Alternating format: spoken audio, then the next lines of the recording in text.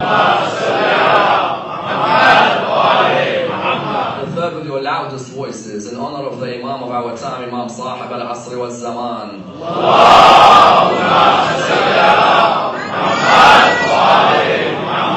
Respected scholars, brothers and sisters, Assalamu alaikum wa rahmatullah wa barakatuh. The event of Ghadir is without a doubt the most famous event in the history of the religion of Islam. And indeed at the same time is seen as one of the most narrated events within the history of the religion. And arguably seen as the coronation of the leadership of Imam Ali ibn Abi Talib, salawatullah wa salamu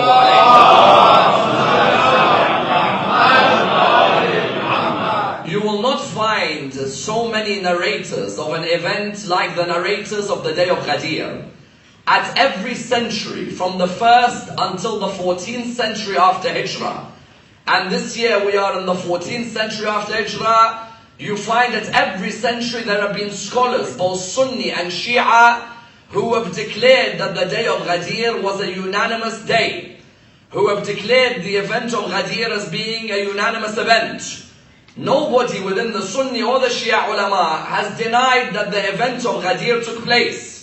For you find that unanimous within the works is that Ali ibn Abi Talib definitely had a statement made about him at an area known as Khum. And the statement was, فَمَنْ كُنْتُ مَوْلَى فَهَذَا عَلِيٌّ مَوْلَى. That statement has been narrated in every generation of our brothers in Ahl Sunnah and in our books. If you look at the first generation of the companions, the famous of them, Abu Bakr, Umar, Uthman, Ali, Talha, Zubair, Sa'd bin Abi Waqqas, Abdul Rahman bin Auf, others such as the Abadila like Abdullah bin Umar, or Abdullah bin Abbas, or Abdullah bin Mas'ud, others such as Khuzaymah bin Thabit al-Ansari, Salman, Abu Dhar, Miqdad, Ammar.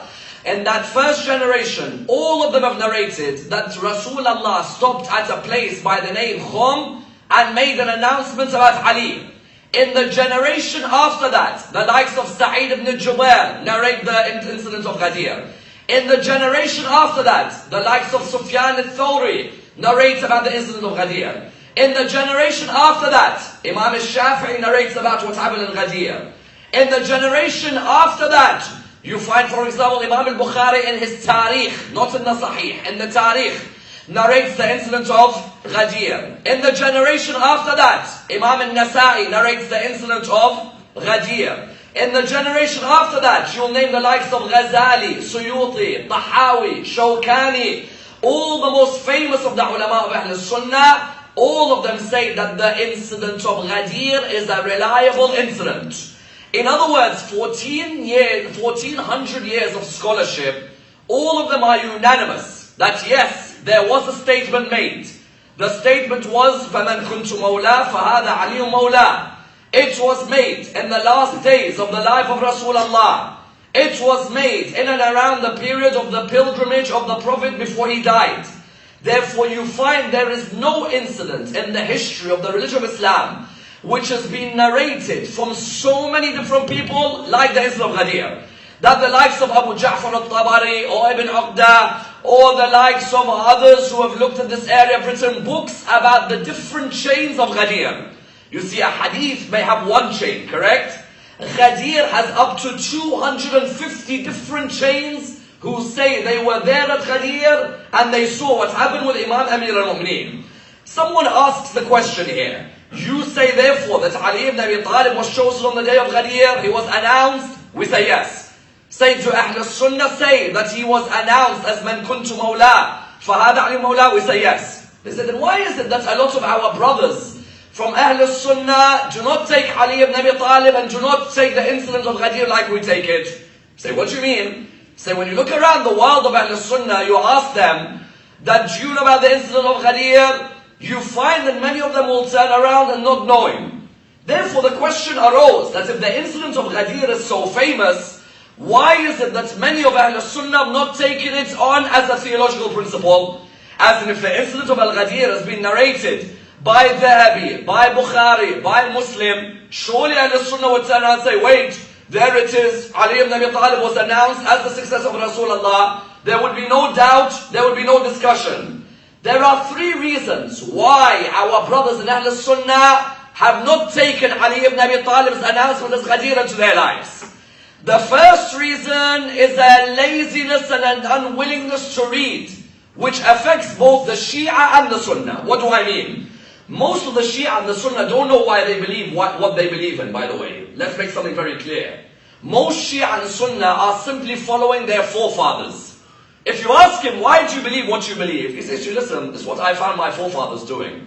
If you're going to ask me, where is it in Quran? I haven't got a clue. Do I read Quran? Never. Do I know what my books of hadith are? I haven't got a clue. Most of the Shia and Sunni world are orphans. Orphans in which way? Not that they don't have parents. They don't have knowledge and literature. Imam used to say, a person who's an orphan is not one without a father or mother. He is someone without knowledge. When you look at our brothers in Ahl Sunnah, most of their knowledge that they rely on is the Friday khutbah. And most Friday khutbahs are scared to go into historical analysis. Why? Because the moment you start touching touchy subjects, Aisha versus Ali al-Jamal, Muawiyah versus Ali al-Safin, suddenly everyone gets fidgety and the imams lose their jobs. Yes? Therefore you found many of our brothers in Ahl Sunnah, when they go to their mosques on a Friday, are not taught history. All they're taught very clearly, this is what it says, this law, this hadith, this law, this hadith, this law. Analysis is forbidden. That means at the same time a person has to go out and read, yet you find the Shia and the Sunnah do not read. The Shia and the Sunnah are a group of Muslims who simply rely on what the Mawlana says in the majlis. If there were no majalis, the person would not go out and read. I guarantee you now, if you ask the Shia, you say to them, what's the most famous books in Ahl Sunnah? They'll say to you, Bukhari, Muslim, Tirmidhi, Nasa'i, Abu Dawood, and Ibn Majah. If you were to ask the Shia, what's your most famous books? You'll find them standing around saying, Nahj al-Balagha? What do you mean Nahj al-Balagha? Nahj al-Balagha is not one of our most famous. Nahj al-Balagha is a book of repute of Sharif al-Radi. But our canonical works are which? Al-Kafi, Man la yahdaruhu al-Faqih, Kitab al-Tahdhib, and what? Kitab al-Istifsar. Yes? Tahdhib al-Ahkam al-Istifsar. Many of the Shia will turn around and say, listen, I haven't heard of any of those names you just mentioned. Yes? And I've been Shia for about 50, 60 years. You find them for the first reason many don't know about Ghadir is because many Muslims aren't willing to go out and read. If my father prays with his hands folded, so do I. And if my father prays with his hands by his side, so do I. If my father's called Uthman, then I have a certain ideology. And if my father was called Ali, then I have a certain ideology. If it was the other way round, it would not differ with me at all. The first reason most of Ahl Sunnah don't know about Ghadir is because of the Muslim epidemic of a lack of reading. And I tell you, in 2014, if a parent is not knowledgeable, he might as well forget about his children's upbringing. I'm telling you from now. Because the way the kids are asking questions to us these days, we could not answer we could not ask when we were younger. If we ask some of the questions we're asking when we were younger, we'd get a slap, correct or no? The children these days, if you're not knowledgeable, you're in trouble. And do not be surprised there's a day when your child says, Mom, Dad, so you're telling me you believe in something, you don't even know what the proofs are for it? Therefore, the first reason, laziness. The second reason is what? Second reason is some do know about the incident of Ghadir, but they're scared to change from what they've been brought up on. What do I mean? Many, when they read the incident of Ghadir, they're like, you know what? Rationally, how could the Prophet Muhammad leave the world without appointing or announcing a successor? It doesn't make any sense. How could the man who doesn't leave his house without appointing a successor, doesn't leave Mecca for Hunayn without Atab bin Usaid, doesn't leave Tabuk without Ali ibn Abi Talib in Medina, how could he leave the whole ummah without a successor? No one, when they think about this, no one accepts it. How could the man who came to guide mankind leave it for a group who 23 years ago were pagans to make their decisions? Surely he would tell them rationally that this man is my successor. Not by implicit indication. Explicitly. He will make them all stop somewhere in the heat of the hottest of Arabia and then tell them there and then, everybody listen, this is the announcement.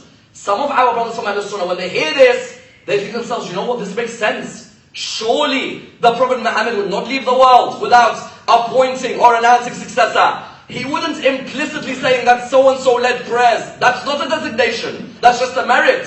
surely would have announced. But when they want to change, they think, hold on, I lose all my friends, I lose all my family, my wife may leave me, the children may leave me, my parents may leave me. Sometimes it's not easy to come to the path of Ahlul Bayt. Some of us should be thanking Allah every day that we're born in the path of Ahlul Bayt.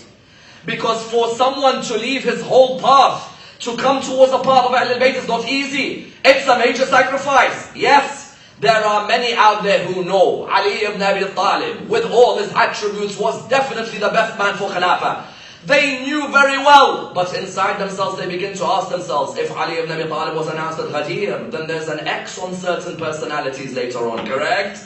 And if I've been brought up loving those personalities and then I realize that, hold on, those personalities, one becomes caliph, then he puts his best friend, then he puts his daughters in power, and then his daughter fights Ali later on. You begin to see everything unwind, then you begin to think, hold on a minute, have I been lied to? Have I been deceived? Therefore the second group are scared that they want to accept Ghadir, but they're worried, what are my parents and my families going to say? Imagine now, all of us in Allentown, this is our friend circle, correct or no? Imagine one of us leaves the school of Ahlul Bayt. I guarantee you the whole friend circle will not talk to the person again, correct or no? Who are those of us who are Shia, we ban them. How about the one who leaves Shi'ism? Anyway.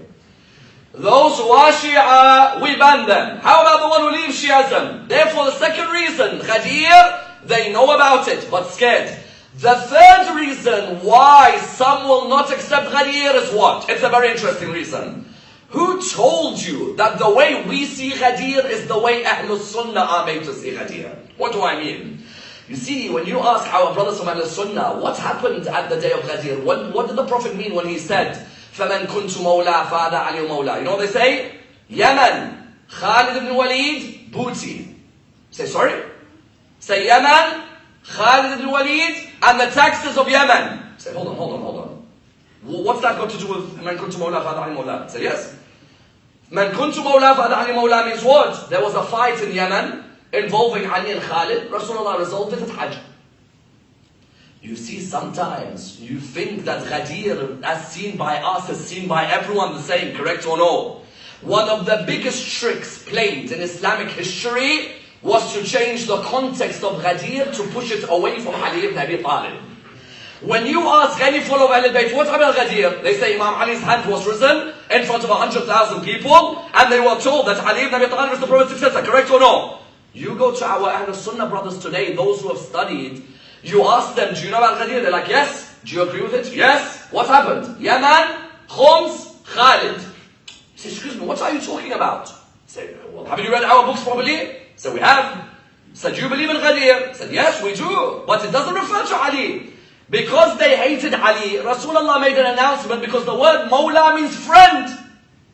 So when Rasulullah said, فَمَنْ كُنْتُ مَوْلَى فَأَنَا مَوْلَى, because they didn't like him, so Rasulullah said, whoever I am a friend of, Ali is his friend as well.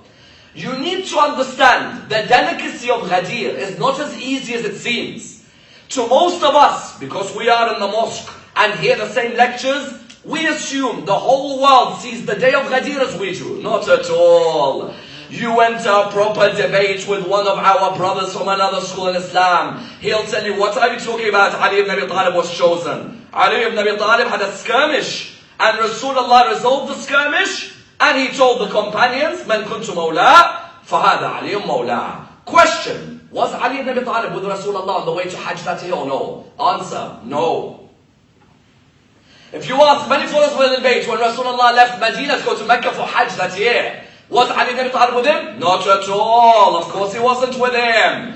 Ali ibn Abi Talib was in Yemen. Rasulullah was in Medina. They were in two completely different areas. The moment you understand the politics behind Medina and Yemen, then you'll understand Ghadir. There may be some turning around thinking, hold on, I thought the whole of my life that Rasulullah went to Hajj from Medina towards Mecca and Ali was with him. No, he wasn't with him. He was in Yemen. Let me explain to you the background of Ghadir in order that we're able to alleviate this myth.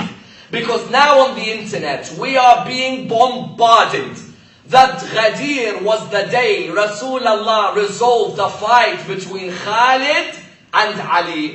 And that's it. Nothing else. There was no announcement and there was nothing more. And they are right when they say Ali was in Yemen. Ali ibn Abi Talib wasn't in Medina when Rasulullah went for Hajj. Ali ibn Abi Talib was in Yemen. Let me